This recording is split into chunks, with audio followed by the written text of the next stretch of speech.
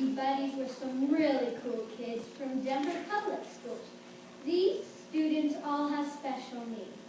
This program is called the Unified Neighborhood Program. It is a really great program because we get to learn about other kids and make some really great new friends. So far this year, we have gotten to know our buddies by visiting their schools, hosting them at Grayland, and going bowling together. Miss Rowe's class is now going to tell you what it was like the first time they met the Unified Neighborhood Buddies.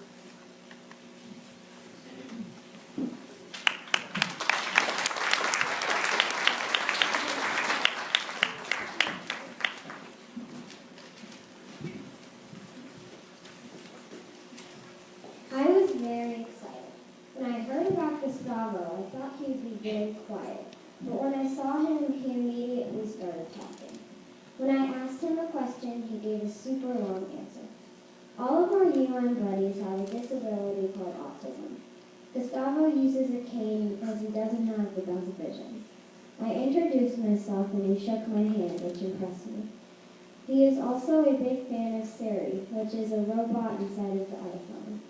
He was talking about things he had asked Siri with some of the teachers for like 15 minutes. Gustavo is awesome. I was nervous because I didn't know what my buddy would be like or what their school would be like. When the bus pulled up at the school and we went inside, the school looked a lot different than ours. When I met my buddy, I was surprised because he didn't look like he had a disability and really didn't act like it. He was just very shy and didn't talk to us at first. Every now and then, he would look up at us, but he never made eye contact with us. But after a while, he finally looked us in the eye and we had our first conversation. When we went out to recess, I discovered he really liked to climb on the playground. We ate lunch inside and talked a little bit. I wasn't sure at first what it would be like, but once I got there and met my buddy, I wasn't nervous anymore. My buddy was really nice, and if I hadn't have known he had autism, I never would have guessed it. He stayed in control and listened to his teacher. I was nervous at first, but then I had a great time meeting my buddy. It was a great experience, and I'm glad I went there. When I took my first step in their school, I realized how different it was. I saw him and my mood changed in a flash. He was so nice and always had a positive side. When I knew that Brooklyn was my buddy, I thought he would be so different, but he is actually just like you or me, which makes us one of a kind. I felt like I had met one of the nicest kids when he said the first words that came out of his mouth. You are going to be the greatest buddy. It just filled my heart with joy, so that is why Brooklyn is one of the best buddies I've ever had. When I walked in, I found my buddy. He didn't answer any of my questions. He barely even talked. When we went outside, my buddy didn't go join a group of friends. He didn't play any form of game. He just walked around and talked to Rowe and me. It made me feel badly for him. It made me want him to like me more. It made me want to like him more. I don't think he accepted Rowe and me. I should have done better. I should have tried harder. At first, I was excited and nervous about meeting my buddy.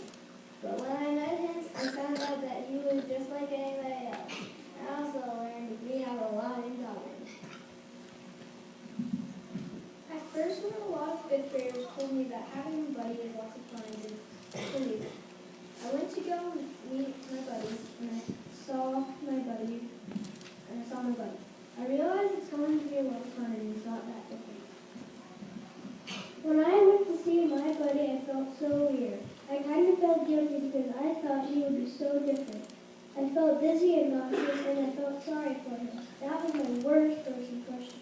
Once I met my buddy, I felt safe and calm. Then I kind of felt happy and excited.